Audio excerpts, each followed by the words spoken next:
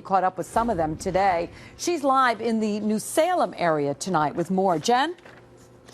Well, Liz, you can see behind me, this is just one of hundreds of trees that look like this across this community. You can see how forceful the wind was because it's literally twisted and then it just fell across this driveway. This is a massive tree. So the wind that it took to take this down was very powerful. You can see Time Warner crews are here now trying to get their cables back up and running. National Grid has been in the area all day, and there are still thousands of people here without power.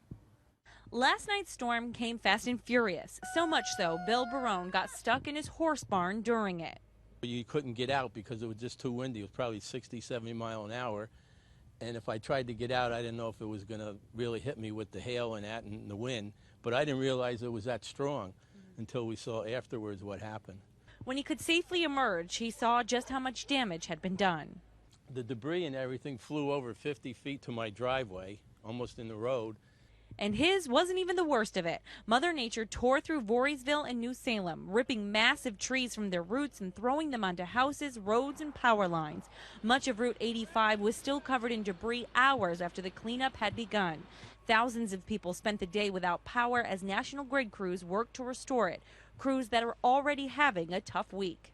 We did send crews out to central New York. We've had, there's a lot of damage out there, and they're working over the last couple of days. They're hoping to wrap up today or tomorrow out there. But we were able to keep enough crews here between contractors and our own crews to deal with the issues that we've seen, because obviously in the last week or so it seems like this has been an every afternoon occurrence almost.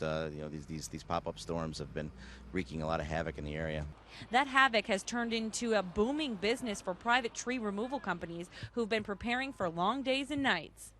Getting stuff ready to get done, you never know what you're going to run into, really. It could be on the wires, could be on the house. Busy is good, but after storms like this one, things can get hectic.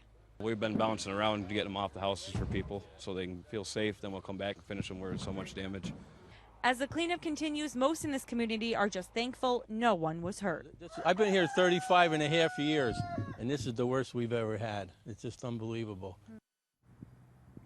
Back out here live tonight again. This is just a small part of the damage all up and down these roads. It looks similar. Some of these trees this size fell on homes, as you saw in that piece as well. There are about 4,000 people without power today. National Grid says they are hoping to get the power back on for everyone in this area by midnight.